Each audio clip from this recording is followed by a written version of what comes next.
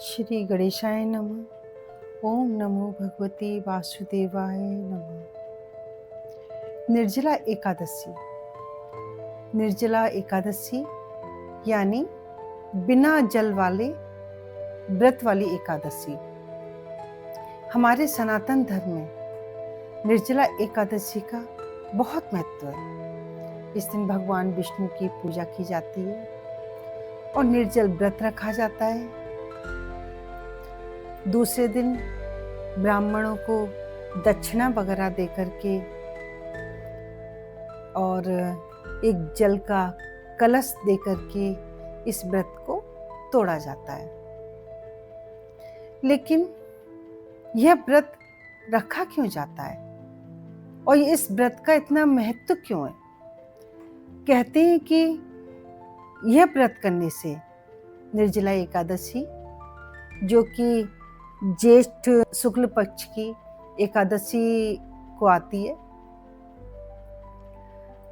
यह व्रत करने से हमें वर्ष भर की 2400 एकादशियों का फल प्राप्त होता है। भगवान विष्णु प्रसन्न होते हैं और सीधे मोक्ष प्राप्ति होती है।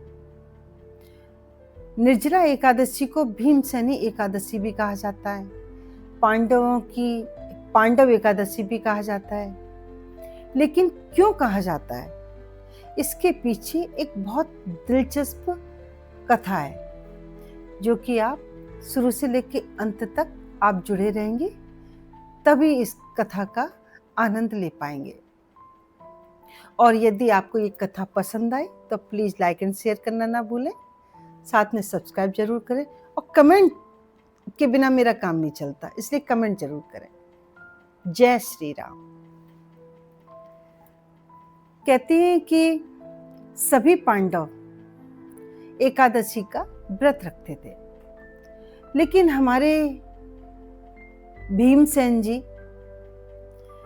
जो कि व्रत नहीं रख पाते थे और उनको अंदर से इस चीज का कष्ट भी होता था कि मैं यह व्रत नहीं रख पाता हूं, और वो इसे भगवान विष्णु का अपमान भी समझते थे, लेकिन नहीं रख पाते थे। और मन में बहुत वो अंदर से ये सोचते रहते थे, मैं क्या करूं, कैसे ये व्रत रहूं, कैसे क्या करूं। एक दिन महर्षि वेद व्यास जी पांडवों के यहाँ पर आए। अब भीमसेन जी ने उनसे कहा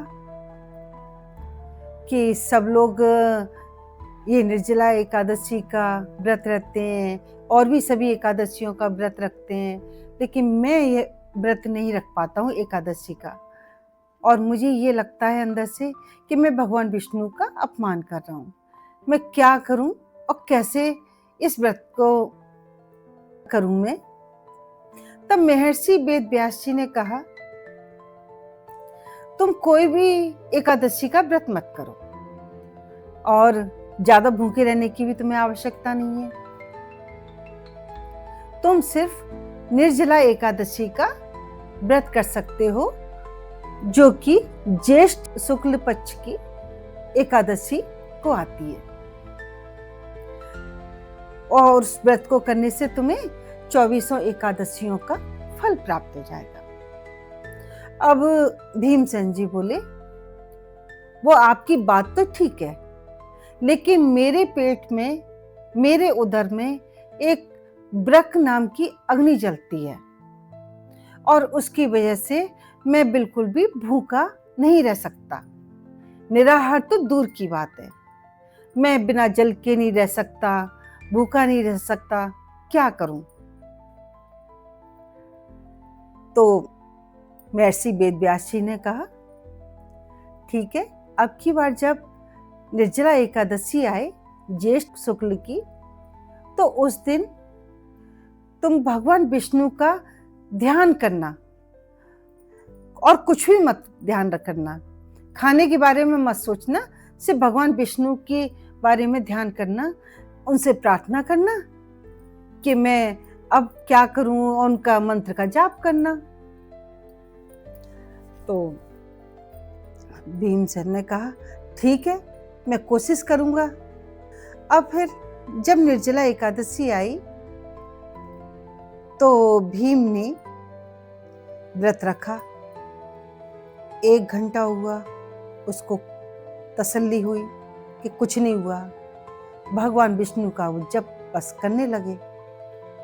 2 घंटे हुए, अब उनके पेट में मरोड़ उठने लगी और लगा कि मैं क्या करूं।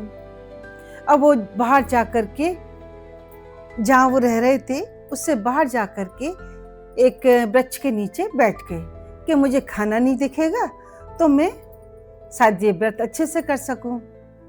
अब थोड़ी देर बाद उनको प्यास लगने लगी और वो पेट को पकड़ के इधर से उधर ऐसे लोटक पीटा खाते रहे।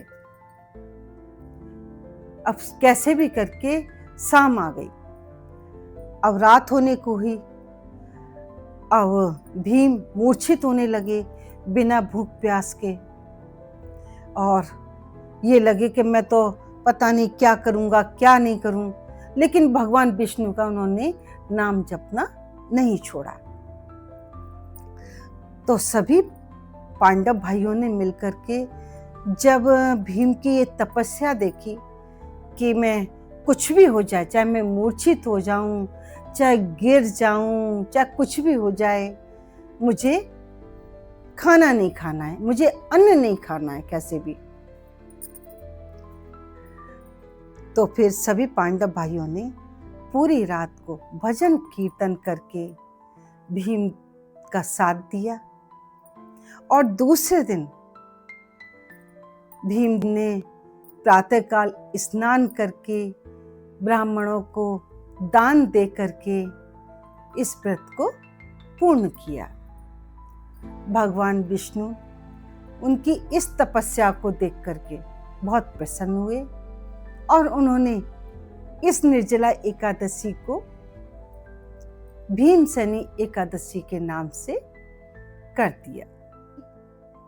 तो ये थी पांडव पुत्र भीमसेन की तपस्या का फल। इसीलिए इस निर्जला एकादशी को भीमसेनी एकादशी अर्थात पांडव एकादशी भी कहते हैं इसको। इस एकादशी में इस सूर्योदय से लेकर के अगले सूर्योदय तक बिल्कुल निर्जल रहा जाता है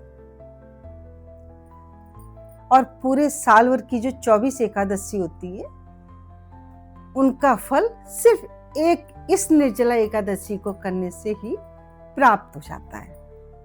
तो यह कथा हमें सिखाती है कि यदि हम कोई भी दृढ़ संकल्प ले लें तो कितनी भी कठिन परिस्थितियां क्यों नहीं हो, उन पर भी हम विजय प्राप्त कर सकते हैं। उम्मीद करती हूँ ये छोटी सी कथा आपको पसंद आई होगी और इस कथा से हमने ये सीखा होगा कि हमें कोई भी कार्य करने के लिए अगर हम दृढ़ संकल्प ले लेते हैं तो उस कार्य को पूरा होने से कोई भी नहीं रोक सकता है। तो मिलती हूँ आपसे फिर एक नई पौराणिक कथा के साथ में, कहानी के साथ में। जब तक के लिए जय श्री हरि, जय श्री राम।